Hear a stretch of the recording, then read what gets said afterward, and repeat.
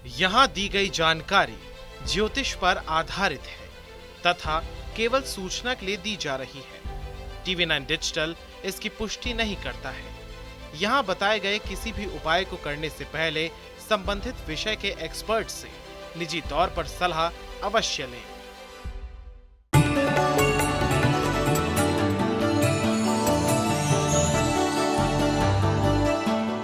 नमस्कार, आप देख रहे हैं एस्ट्रो साइंस। आप सभी का स्वागत है। मैं हूं अंजलि और मेरे साथ हैं इस कार्यक्रम में एस्ट्रो साइंटिस्ट गुरुदेव जीडी वशिष्ठ जी। सर, आपका बहुत बहुत स्वागत है। दाता खुशियां दे, माता रानी सुखी रखे।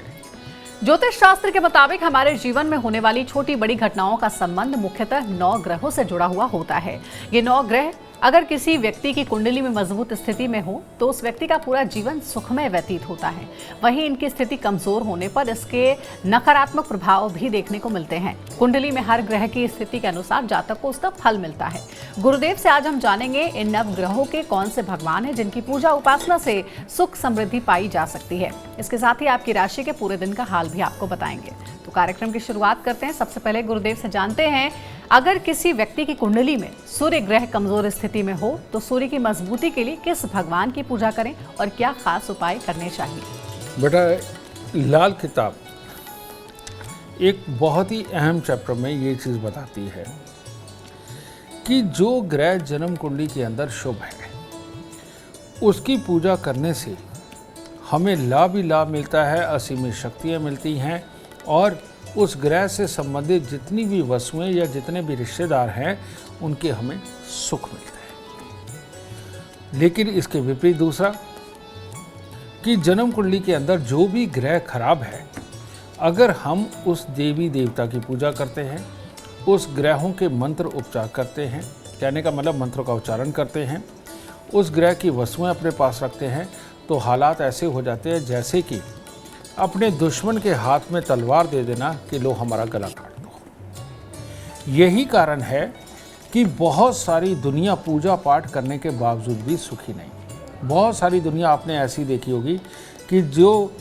अपने देवता को मानते हुए उनकी उम्र निकल गई लेकिन उसने सुख का मुंह नहीं देखा। तो नेचुरली बात है कि इस चीज़ को सीखना हमारा धर्म था जो हमने पूरा नहीं किया। हम अपने आप को सनातनी, वेदांगी, वेद पढ़ने वाले बताते तो हैं लेकिन वेद की नॉलेज को एक्सेप्ट करने से मना कर देते हैं और उल्टा ये बात करते हैं भगवान किसका बुरा कर सकता है। आपके यहाँ एक कहावत आपने सुनी होगी कि ऊपर वाले की मर्जी के बिना पत्ता भी नहीं हिलता। तो बेटा, इतनी सारी बीमारियाँ कहाँ से आती हैं? ये रोड के ऊपर एक्सीडेंट हो जाते हैं, किसी का कत्ल हो जाता है, किसी को और चोट मिलती है, कोई गरीब हो जाता है। ये सब ऊपर वाला ही तो कर रहा है, और कौन कर रहा है? ये सब कुछ ऊपर वाला कर रहा है। तो ऐसे में ऊपर वाला क्या करेगा, किस अवस्था में करेगा, ये जानने के लिए आपकी जन्म कुंडली की पूर्णतः विवेचना आपके पास होनी चाहिए। आपको पता होना चाहिए कि जन्म कुंडली के अंदर कौन सा ग्रह शुभ है जो आपको मालामाल करेगा और कौन सा ग्रह अशुभ है, समझ गए, ये करेगा। हाँ, एक काम किया जा सकता है कि आप जिस भी देवी देवता को पूज रहे हैं, ठीक है, अगर वो मान लीजिए शुभ है तो कुछ करने की जरूरत नहीं और उसकी वस्तुओं का दान भूल के भी करने की जरूरत नहीं। अगर कहीं वो अशुभ है, अगर आप उसकी पूजा कर रहे हैं तो बेटा आप उस अशुभता को और बढ़ा रहे हो। अब समझ लीजिए कि उसके जो देवता है वो आप पर कृपा नहीं करेंगे। आप कितना भी मनाइए वो आपके ऊपर तरस नहीं खाएंगे। तो ऐसी अवस्था के अंदर आप उनकी पूजा अर्चना करने की जगह उस ग्रह जिसके वो देवता है जो और ख़राब है जन्म कुंडली में, उस ग्रह की वस्तुओं का पता लगाइए और वो पता लगाने के बाद उन वस्तुओं को आप रोज़ दान कर सकते हैं, हर हफ्ते दान कर सकते हैं और ये दान करते हुए उस ग्रह का मंत्र अगर आपने 5-7 बार बोलना हो तो बोल सकते हैं।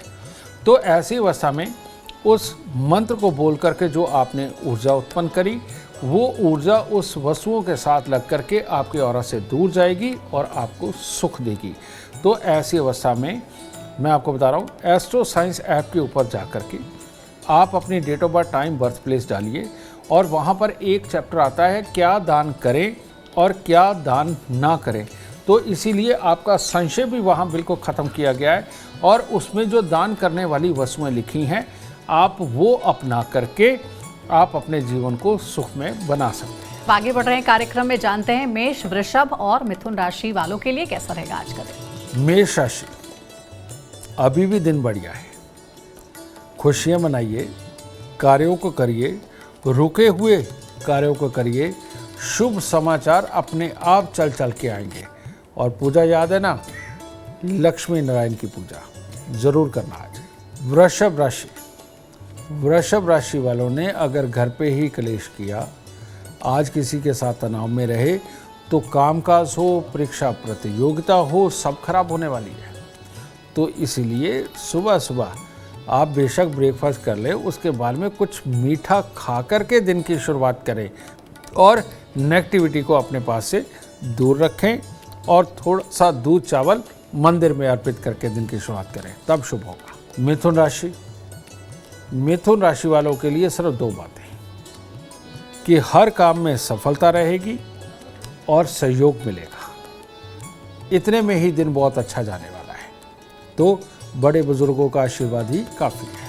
गुरुदेव, चंद्रमा को शीतलता का प्रतीक भी माना जाता है, इसलिए चंद्रमा की स्थिति को कुंडली में मजबूत करने के लिए किस भगवान की उपासना लाभदायक है और क्या उपाय करने चाहिए। एक चंद्रमा ही ग्रह ऐसा है कि अगर जन्म कुंडली में अशुभ भी हो तो तब भी भोलेनाथ की आराधना की जा सकती है। उन पर जल चढ़ाया जा सकता है, फूल अर्पित किए जा सकते हैं, उनको चंदन चढ़ाया जा सकता है, मीठी कोई भी चीज़ ये चढ़ाई जा सकती है, शहद चढ़ाया जा सकता है।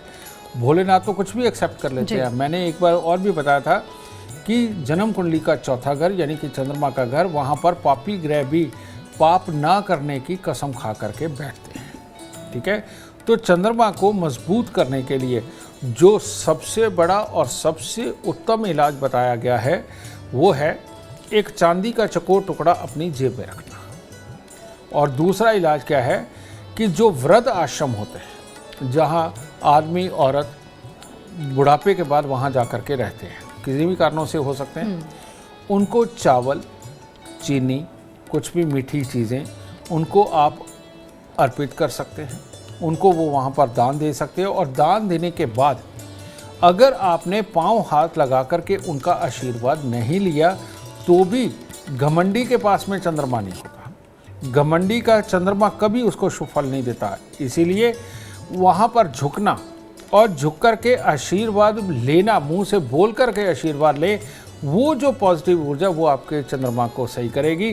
तो ये दो उपाय करने वाला जिंदगी के अंदर ऐसा नहीं हो सकता कि भोलेनाथ की कृपा, रुपए पैसे प्रॉपर्टी की कृपा, मन की शांति की कृपा, जिसका कि चंद्रमा कारक है, ये उसको प्राप्त ना हो। तो ये दो उपाय करिए और सदा सुखी रहिए। चलिए कार्यक्रम में आगे बढ़ते हैं, बात करते हैं कर्क सिंह और कन्या राशि वालों के लिए कैसा रहेगा आज का दिन। कर्क राशि, कर्क राशि के लोग आज के दिन जो भी चीज़ प्लान करके करेंगे उसमें लाभ ही लाभ है, शुभ समाचारों की प्राप्ति है। और जो भी काम आज आप दूसरों की सलाह से करेंगे उसमें पूर्णतः सफलता है। ठीक है, तो आज के दिन भोलेनाथ पे थोड़ा जल अर्पित करें, दिन की तब शुभता को और बढ़ाएं। सिंह राशि, सिंह राशि के लोग आज हो सकता है अपने कामों के लिए वक्त ना निकाल पाएं, क्योंकि खुशियों का दिन है, लोगों से मिलने का दिन है, खुशियों में शरीक होने का दिन है और उसके कारण पूरा दिन शुभ है। तो शुभता को और बढ़ाने के लिए थोड़ा सा गुड़ भी मंदिर में दे दीजिए। कन्या राशि, कन्या राशि वालों के लिए भी आज सफलता का दिन है और जो भी कार्य करेंगे उसके परिणाम पूरे अच्छे सकारात्मक आपके सामने आएंगे।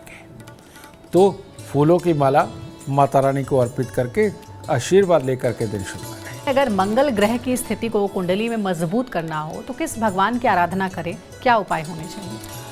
अब यहाँ पर आराधना की बात ये होती, कहते हैं लाल किताब बताती है कि अगर मंगल खराब हो तो शनि की पूजा करो और शनि खराब हो तो मंगल की पूजा करो। तो ऐसी अवस्था में अगर इंसान घमंडी है, गुस्से वाला है, पेट और आंखें खराब रहती हैं, जेलस भाव से भरा हुआ है, तो ऐसे में मैं उसको हनुमान जी की उपासना के बारे में नहीं कहूँगा। ऐसे में मैं उसको शनि देव की उपासना के बारे में कहूँगा, जिसमें कि मंत्र बोला जाता है ओम प्राम प्रीम प्रौम स शन्य नमः। ओम प्राम प्रीम प्रौम स शन्य नमः।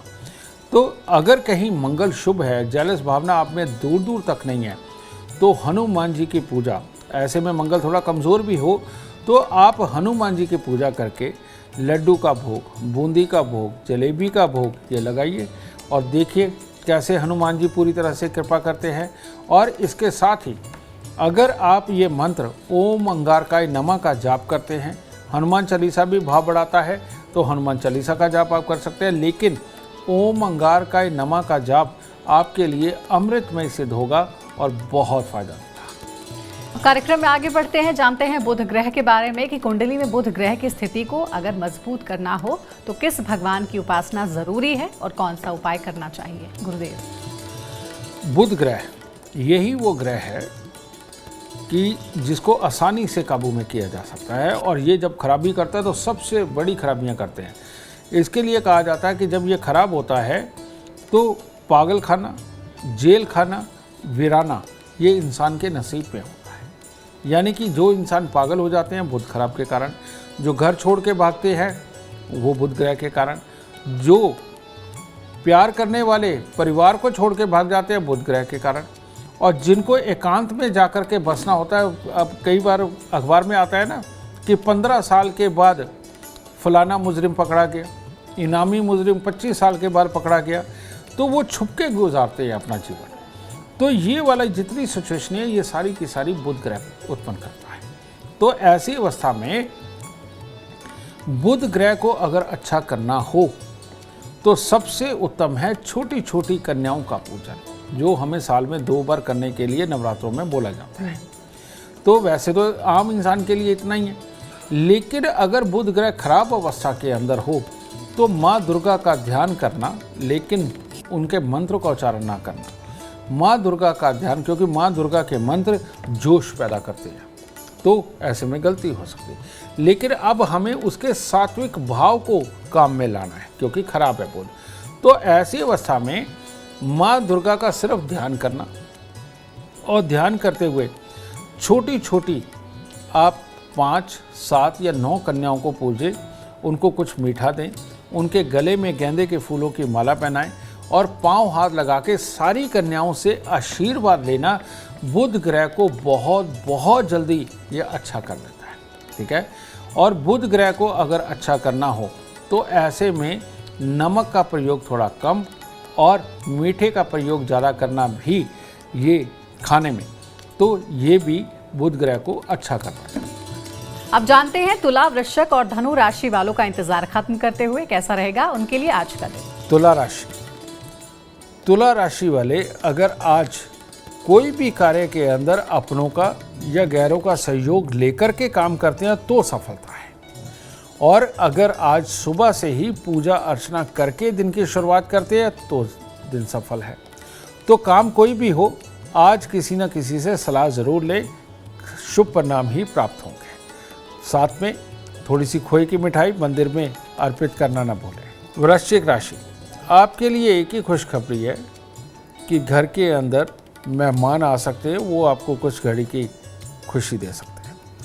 लेकिन कोई खास काम करना, इसके लिए एक अलग सा अजीब सा डर बना रहेगा, और सेल्फ कॉन्फिडेंस की कमी के कारण आज आपको नुकसान भी उठाना पड़ सकता है। और इस सेल्फ कॉन्फिडेंस की कमी के अंदर चलते फिरते सोच में ज़्यादा गुम होने के कारण चोट भी लग सकती है। तो इसलिए इससे बचाव रखें। थोड़ी सी खोए की मिठाई आज बच्चों में बांट के दिन की शुरुआत करें और फोकस होके, कंसंट्रेट होके, पॉजिटिव थॉट के साथ काम करेंगे तो अच्छा रहेगा। धनु राशि, थोड़े से कामों के अंदर ऊपर नीचे का दिन है। सफलता आज नहीं तो कोई बात नहीं, कल परसों मिल जाएगी। लेकिन इन सब के बीच में थोड़ा सचेत रहना, कोई चोट ना लगवा लेना, ये बहुत ज़रूरी है। और स्ट्रेस इतना ज़्यादा ना लेना कि कहीं स्वास्थ्य पे इसका प्रभाव पड़े। तो इन चीज़ों का खास ख्याल रखें, और चांदी किसी भी रूप में अपनी जेब में आज ज़रूर रखें। अब बारी आती है कुंडली में बृहस्पति ग्रह की, कैसे मजबूत करें इस ग्रह को, जानते हैं गुरुदेव से।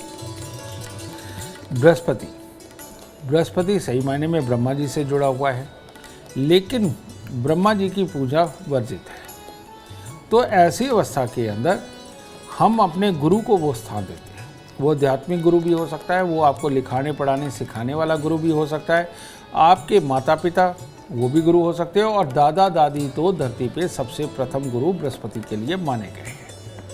तो ऐसी अवस्था के अंदर अब इनकी आराधना का कोई सीन नहीं है जी। जैसे पुष्कर राज्य में अगर आप जाएं तो वहाँ यज्ञ पूजा पाठ नहीं होते।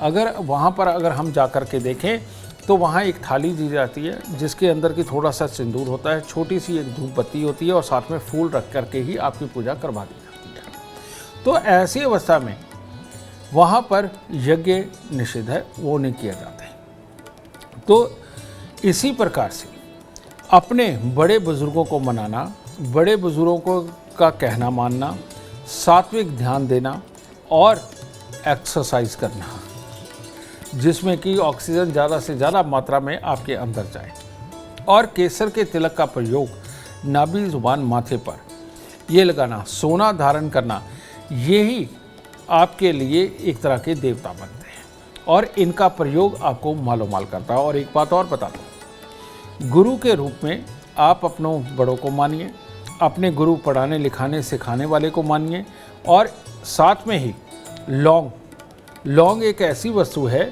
जिसके अंदर ऑक्सीजन का पूरा वो सिलेंडर ही मान लीजिए, एक फूल वाला लौंग, ठीक है। आप दिन के अंदर अगर 2 बार 3 बार लौंग को चूस के चबा करके खाते हैं, ये बृहस्पति ग्रह की पूर्ण कृपा आपके ऊपर बरसाता है। याद रखने की ताकत, संस्कार, प्लानिंग बनाना, पैसा कमाना, सब कुछ आपके अंदर गुण पैदा कर देता है।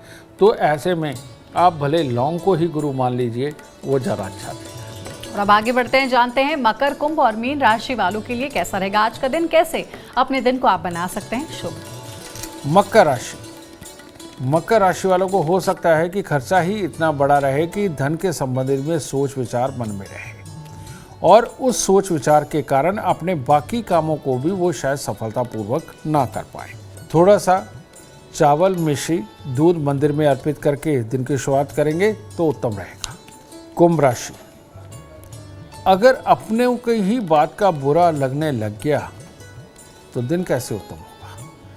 कोई आपको समझाए और आपको लगे कि आपकी बेइज्जती हो गई तो दिन कैसे उत्तम होगा।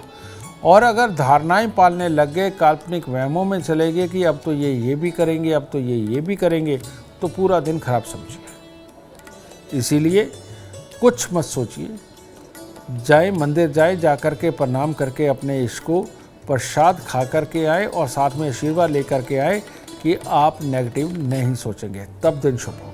मीन राशि का अभी भी खराब ही है, तो यानी गहरे पानी से भी दूर रहना है, काल्पनिक वहम नहीं पालने, काम के अंदर दिखते, स्वास्थ्य के अंदर दिखते, उसके कारण आलस, यही सब कुछ चल रहा है। इसलिए ज़रूरी कामों को थोड़ा स्थगित करें और परमात्मा से मन नहीं उठाना, उल्टा परमात्मा के दर्शन करके दिन की शुरुआत करो, अशुभता दूर जाएगी, पॉजिटिविटी पास आएगी। जानते हैं गुरुदेव से कि कुंडली में शुक्र ग्रह की स्थिति को अगर मजबूत करना हो तो किस भगवान की पूजा सबसे ज्यादा असरदार होती है। गुरुदेव, तुमने देखा होगा, हमारे शास्त्रों में भी लिखा है, हमारे ग्रंथों में भी लिखा है, फिल्मों की कहानियों में भी आया है, एपिसोड्स में भी आया है कि राक्षस बहुत अमीर होते हैं। जी। श्री शुक्राचार्य राक्षसों के गुरु, लेकिन शुक्र से ही माँ लक्ष्मी, ठीक है। तो माँ लक्ष्मी तो चलाए माने, वो कहीं पर भी आती रहती है, जाती रहती है, आती रहती है, जाती रहती है। तो ऐसी अवस्था के अंदर माँ लक्ष्मी का जो पूजन, लेकिन माँ लक्ष्मी का पूजन जो है उतावलेपन पे होता है। कहने का मतलब मंत्रों के अंदर जोश होता है, और बिना खुशबू के तो माँ लक्ष्मी के मंत्र काम नहीं करते। लेकिन जिनकी कुंडली के अंदर ये खराब है वो भी माँ लक्ष्मी का पूजन कर सकते हैं, और जिनकी कुंडली में ये शुभ है तो वो पूजन करे ना करे फर्क नहीं पड़ता, ठीक है। तो ऐसी अवस्था में सबसे पहले अगर आपको माँ लक्ष्मी का पूजन करना है और उसकी कृपा पानी है तो आपको गाय के दूध का प्रयोग करना बहुत ज़रूरी है। दूसरा, माँ लक्ष्मी के पूजन के लिए गाय की पूजा से ही शुरुआत करना, उनको चारा खिलाना, उनको नहलाना धुलाना, उनको पानी पिलाना। जब तक आप ये नहीं करेंगे तब तक आपके ऊपर माँ लक्ष्मी की कृपा हो ही नहीं सकती। और इसीलिए आप हिंदू रीति रिवाज के अंदर देखिए, गाय को चारा, गाय को पेड़ा, गाय को रोटी और गुड़ ये खिलाना आम बात है लगभग हर घर में, ठीक है। क्योंकि गाय का पूजन किसी भी तरह से निषिद्ध नहीं है, हर किसी के लिए ऊर्जावर्धक, ज्ञानवर्धक और संस्कारवर्धक है। और इसी से ही धन कमाने की विधि भी आती है गाय की पूजा से। तो कामधेनु यानी कि माँ लक्ष्मी, कामधेनु गाय का जिक्र भी माँ लक्ष्मी के कारण ही आता है कि घर के अंदर संपूर्णता बनी रहे। तो ऐसी अवस्था में अगर आप किसी भी पंडित जी को बुलाकर पे माँ लक्ष्मी की पूजा करवाते हैं तो एक बात का ख्याल रखें कि उसके अंदर खुशबू वाली धूप बत्ती, जोत बत्ती ये सब कोई खुशबू वाली हो, इत्र का प्रयोग ज़रूर हो। और ऐसे में माँ लक्ष्मी का पूजन करना और गाय का पूजन करके फिर माँ लक्ष्मी का पूजन करना आपके लिए अमृतमय होगा।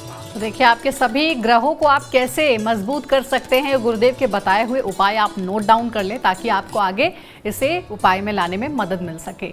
अब बारी आती है शनि ग्रह को मजबूत करने की। जानते हैं गुरुदेव से किस देव की उपासना करने से शुभ फल की प्राप्ति होगी। बहुत काम की बात तुमने पूछी है, लेकिन आजकल का चलन कुछ अलग हो गया है। लोग शनि देव को भी बहुत मानने लग गए हैं, जो कि किसी भी युग के अंदर पहले नहीं हुआ, ठीक है, ये अभी हो रहा है। तो ऐसी अवस्था में चलो हम इनकी भी आस्थाओं का ख्याल करते हैं।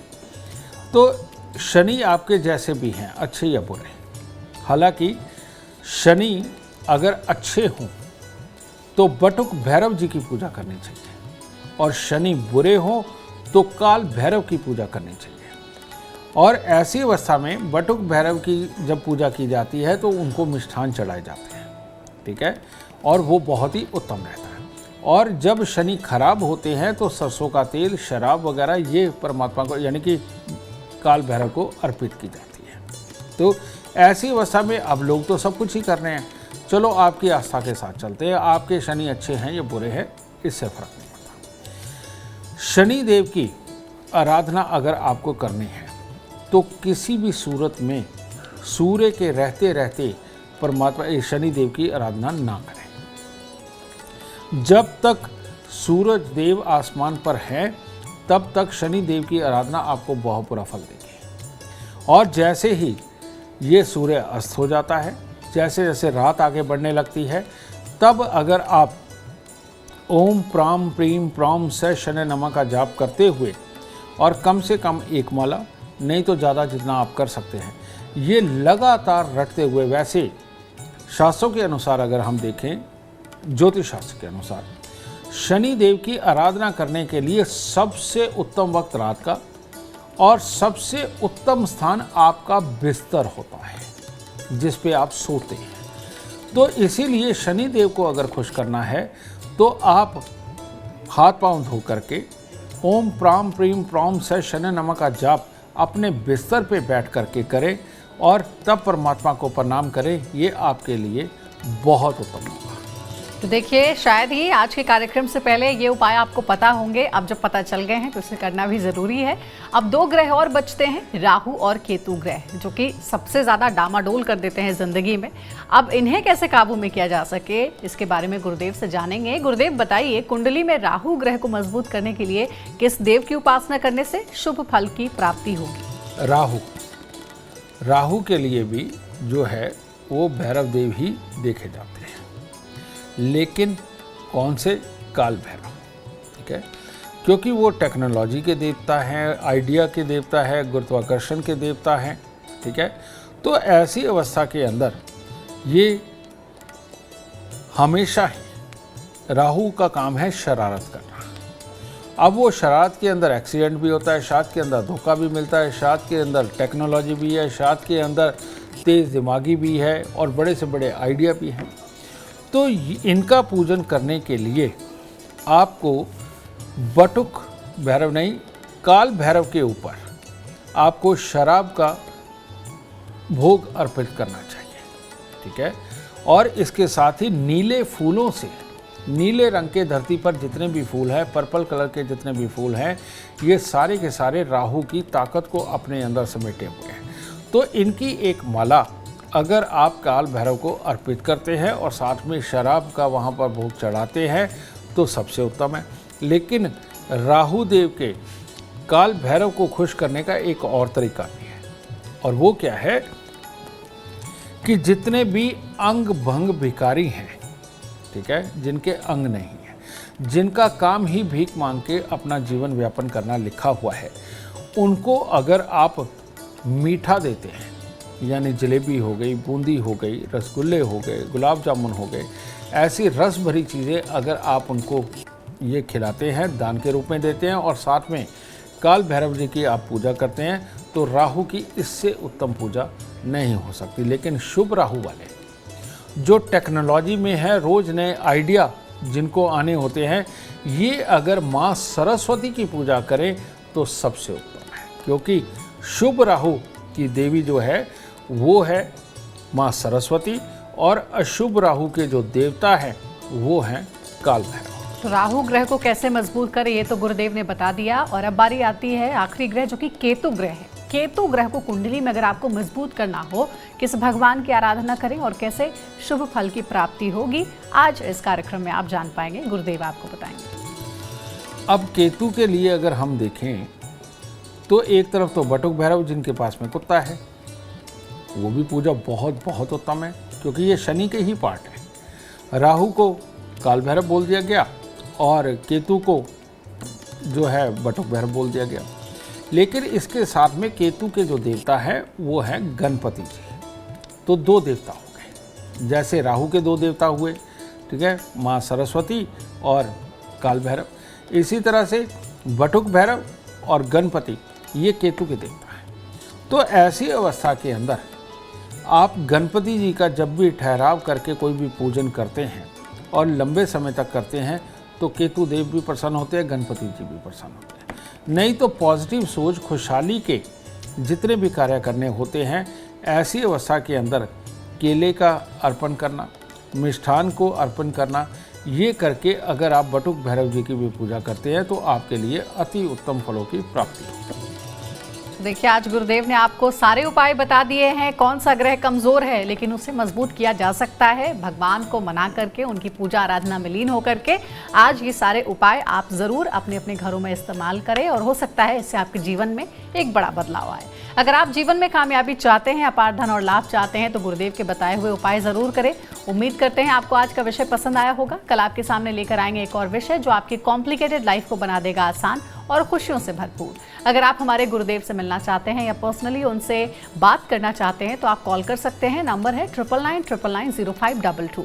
आप भी सुख समृद्धि और खुशहाली चाहते हैं और चाहते हैं कि आपके दुखों का अंत हो जाए, इसके लिए एस्ट्रो साइंस ऐप डाउनलोड करना ना भूलें। फिलहाल समय हो गया है आपसे इजाजत लेने का। आप बने रहें हमारे साथ और हमारे एस्ट्रो साइंटिस्ट गुरुदेव GT वशिष्ठ जी के साथ देखना ना भूलें। एस्ट्रो साइंस रोजाना सुबह 8 बजे। नमस्कार।